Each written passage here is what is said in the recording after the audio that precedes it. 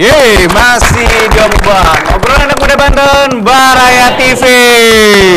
Masih dengan nih para petinggi Banten muda nih pemirsa ya. Waktunya sudah meluangkan waktu ke sini luar biasa sekali. Kang Ali juga kalau tidak salah di PMI aktif juga ya? Iya. Ada hubungan nggak sih PMI dengan anak muda? Ada.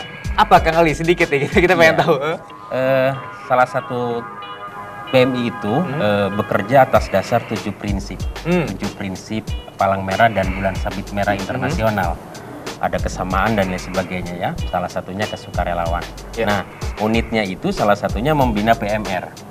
Oh iya PMR ya. Ada ikut PMR di sini? Ada. Oke. Ikut PMR ya? PMR ya. Pantesan mukanya merah-merah gitu kan. Terus yang tingkatannya ada SD, SMP, SMA. Lalu di perguruan tinggi kita buat KSR namanya. KSR. Jadi Korps Sukarela namanya, perguruan tinggi. Nah, ini adalah kader-kader relawan kemanusiaan. Jika terjadi bencana, mereka itu adalah kader-kader muda yang siap diterjunkan ke medan bencana untuk mengevakuasi dan menolong. Lalu kalau tidak juga banyak hal-hal sosial, kegiatan sosial yang tentu saja harus sinergi ini dengan misalnya Banten Muda gitu. Itu sangat-sangat. Oke, baik. Jadi banyak sekali anak muda sekarang kan beranggapan, mungkin teman-teman di sini juga, saya pengen eksis misalnya ikut komunitas, organisasi, tapi bisa nggak sih seusia saya ikut tadi bilang PMI atau segala macam? Ternyata bisa Kang Ali ya. Bisa, hanya bagaimana diri kitanya untuk menyesuaikan dengan kapasitas kita di apakah PMR seperti itu kan nggak mungkin masih muda gini langsung ke yang kirim bencana-bencana gitu ya keluar ya. Mesti ada tingkatan gitu ya. Dan berhubungan juga dengan katanya Banten Muda tidak hanya di majalah tapi ada komunitas. Komunitas apa Kang Irfan? Bisa diceritakan? Banten Muda Community namanya. Itu baru terbentuk atau gimana? Memang terbentuknya baru bulan puasa. Bulan puasa kemarin. Jadi memang itu salah satu tahapan dari rencana kita dari tabloid Banten Muda ini. Jadi setelah targetnya memang setelah edisi ke-15 tahun ini kita harus sudah bisa membentuk Banten Muda Community. Banten Muda Community. Nah, itu memang caranya di tabloid itu kan kita juga ada formulir. Iya, ada formulirnya ya? Ada di halaman 25 kalau nggak salah. Oke.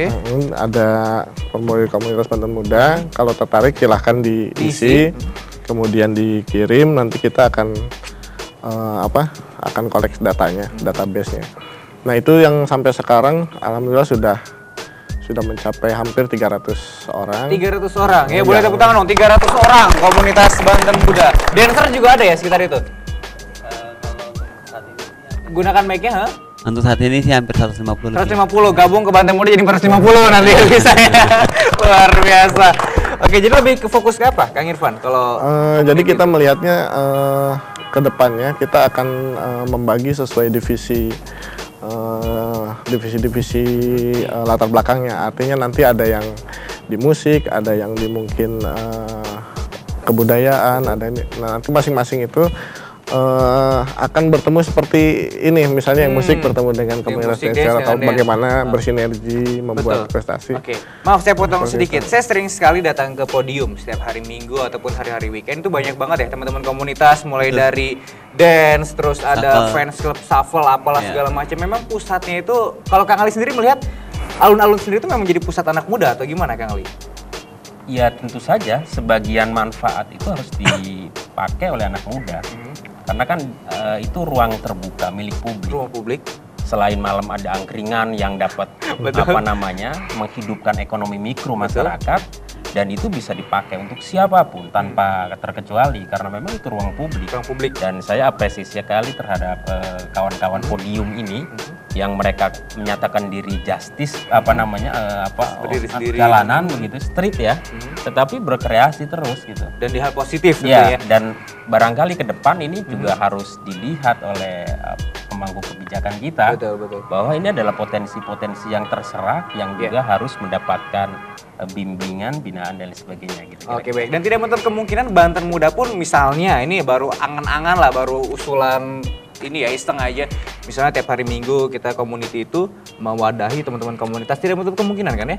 Bisa jadi. Boleh tepuk tangan dong lagi ya. Jadi nanti ada wadahnya kan lebih enak gitu ya ketika gimana Desa ada yang mau komentar? Ya, sejauh ini sih yang bisa lihat dari sebuah kegiatan pemerintah mereka selalu melibatkan seni kebudayaan itu hanya seni kebudayaan Banten, nggak melihat seni kebudayaan dari memang ini seni luar ya. Yeah.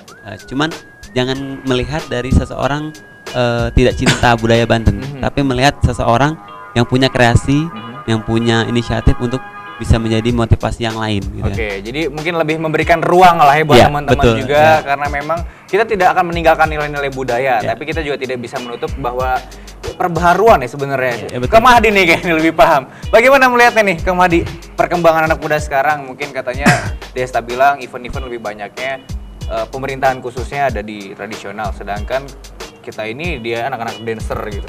Perubahan apa yang terjadi Kang Mahdi nih? Iya, kalau bicara soal penerimaan Serius ini ya? Serius. penerimaan masyarakat terhadap kesenian modern. Ya. Ya, kita ambil contoh bebop.